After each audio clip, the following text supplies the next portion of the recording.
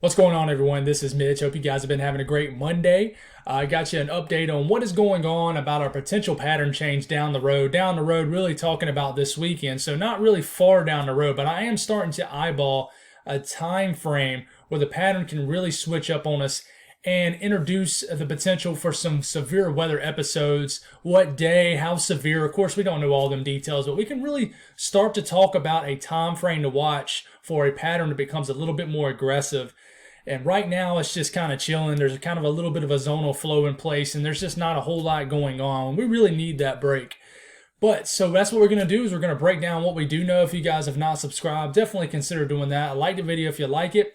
Appreciate the amazing support. These last 2 months have been amazing. February 28th is today, so we're about to move into March. So I appreciate the amazing last 2 months, especially January was absolutely life-changing, phenomenal. Appreciate the amazing growth. I really do, guys.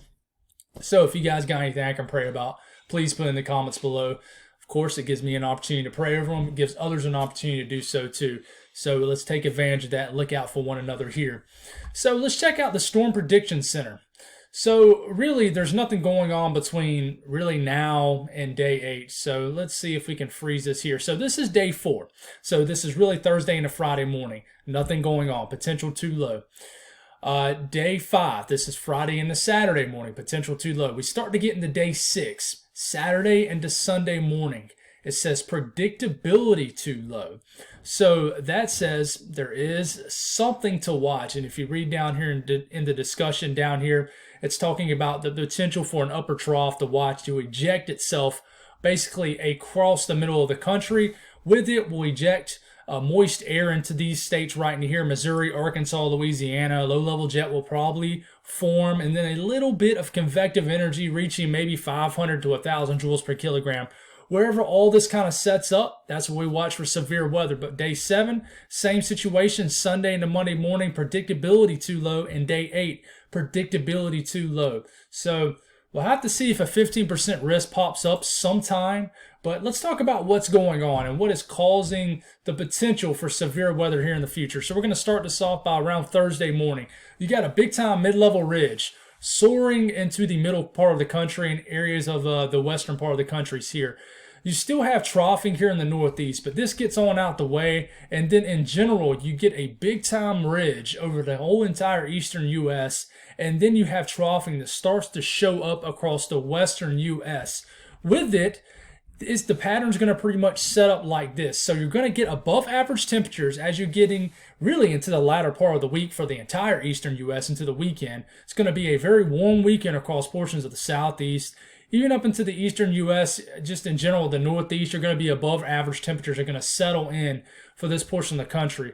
Then you have troughing. It's going to cool down in the west. In the middle here, you're going to have some kind of battleground of air masses with basically some upper troughs, or just think of them as low pressures that eject themselves across the middle of the country here. With it, we'll pull that warm, moist air out the Gulf of Mexico, and we're going to have clashing of air masses. You're going to have probably some sort of severe weather episode as we're getting into about this, really between the 6 to 7 day time frame. But there is some guidance showing the potential for even some severe weather as soon as Saturday. So you see the blues, that's troughing. The reds, that is ridging. So anytime you have this kind of pattern that sets up, the jet stream really dips here, and then you're going to have some sort of potential weather maker going on here, whether that's a big time severe weather event. We're just not sure. But going even further in the future into next week, the southeast ridge continues to flex and just ridging in general. So you continue to have the cool down in the western U.S. and even central U.S. And we're probably going to get some winter weather somewhere in here too. But this is a big time trough digging down to the west. But I really think the entire first half of March is going to be above average temperature-wise. A big early kickstart to spring across the eastern U.S. for sure. And we look at the temperature anomalies, which are temperatures compared to average. And you'll really see this here as we're getting into the middle part of the week. All the cold air is bottled up in Canada and the northern U.S. But then as we're getting into this weekend, here comes that ridge that builds. And then here comes the well above average anomaly showing up here. I'm talking about 5 to as much as 15 to 20 degrees above average for your temperatures as far as the first week of March. Then you got the below average temperatures that settle in the western U.S. And like I said, big battleground sets up here as we're getting into the latter part of this coming weekend, where you have well above average temperatures right in here, below average temperatures in here. So you're probably going to get some type of winter weather, because you're going to get an aggressive pattern here where you're going to have multiple potentials for low pressures to right across the middle of the country, as you have the jet stream that kind of sags down in here. But we'll have to see, does the cold air kind of push into the eastern U.S. in time? Well, it's going to take a lot for that southeast ridge right here to budge. This southeast ridge does not like budging at all. So it's going to take a big push here, and just really for the southeast ridge to really relax. So we look at the 500 millibar wind streams here, and really looking at this, we can tell where these upper troughs set up here. So we're going to back it up here, and we're going to start this around Saturday morning. This is when that ridge begins to build into here, and then the troughing begins to dig into here. So you're going to have these low pressures, these upper troughs that dig up and then eject across the middle of the country. With it, you're going to get in some kind of intense wind field. You're going to get a pull up of these higher dew points, this more a moist air that rides out the Gulf of Mexico, and then you're going to have some wind energy setting up in here. But are you going to have some cape that builds here? Are you going to have enough thermodynamics, these surface temperatures, that surface moisture that builds in here? But right here, that's a little upper trough, and then that moves through, then another upper trough moves through as we get into early next week. And when I say upper trough, think as just a storm system, right? Just think of it as a storm system. That moves through, and then maybe another one ejects, maybe like an upper level low pulls out here, out the southwest. So it becomes an aggressive pattern as you move it into really this week. I'll show you the difference here. This is really tomorrow. Look how zonal the flow is. You just have a standard northern stream flow flying up in here. So this is why you have pieces of energy, a little bit of snow showing up here across the Great Lakes region all throughout this week, is because all the cold air is bottled up here, and you have an active, kind of a relatively active northern stream that's bringing clippers of snow across the Great Lakes. But eventually, like I said, that shifts into what I just showed you, and things start digging from this way and start ejecting itself across the middle of the country. That's when you get that severe weather threat. And you look at, as far as the GFS, as far as looking at rain and snow, precipitation, you move this forward, you're getting into the later part of this week. As you can tell, you still have those areas of snow that flies across the northern and northeast areas of the U.S., but then the pattern shifts. And here comes the digging of the trough, and here comes this first low pressure that might bring some severe weather up in here. We'll have to just watch with moist air not diving, but ejecting itself all the way up into the central U.S. and the Midwest in general, the Mississippi Valley.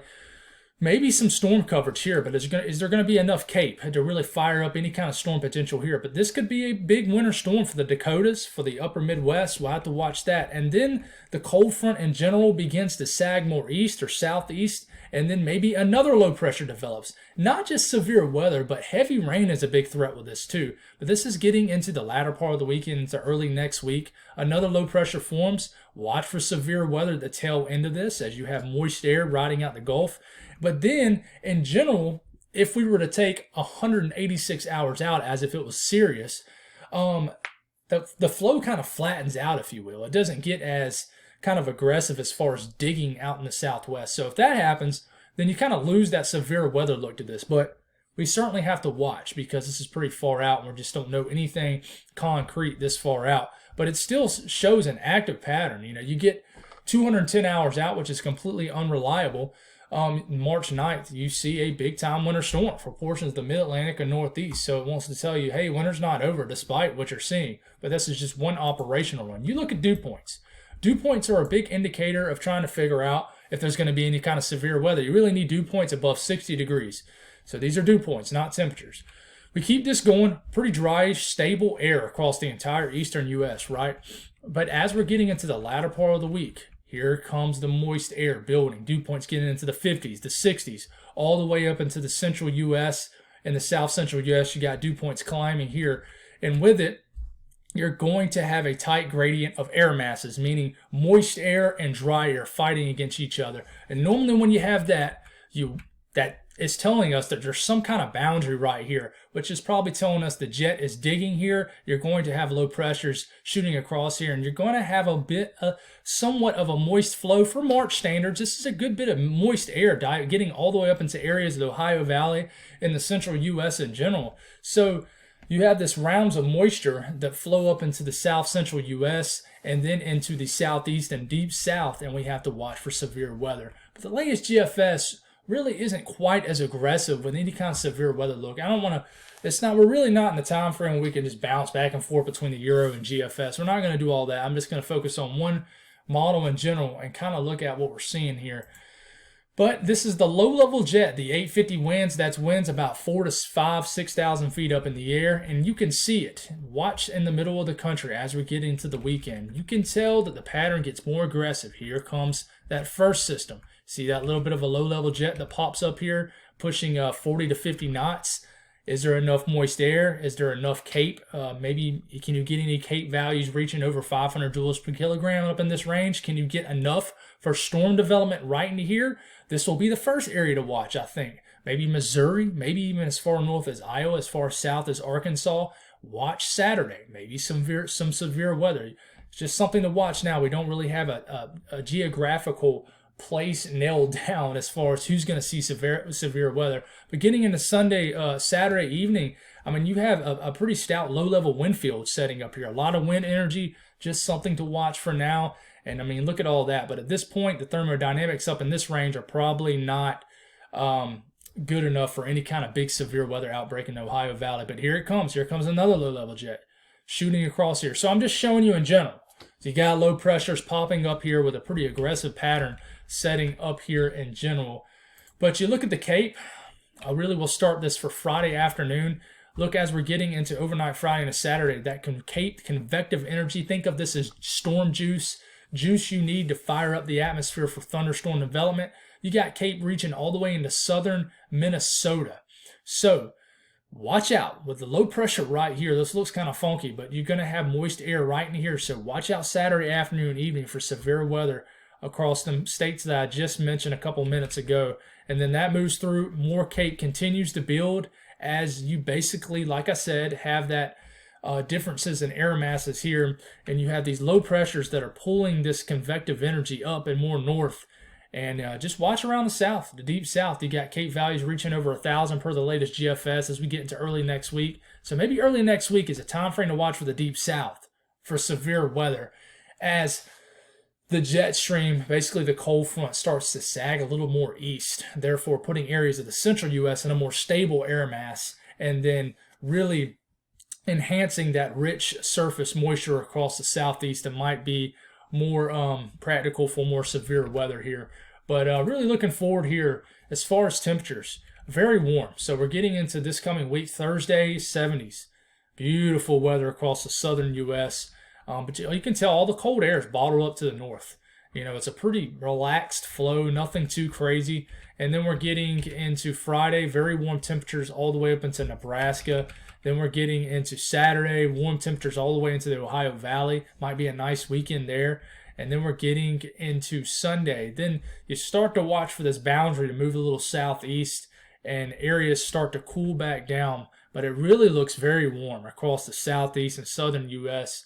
all for the next probably 7 to 8, maybe 10 days going forward here. But that remains to be seen here going forward. So that's it. That's all I got. We'll continue to monitor this situation, but I do think the pattern is going to get much more active as we get into the next 5 or 6 days or so. So that's all I got. God bless all y'all. Thank y'all for tuning in, and have a great night.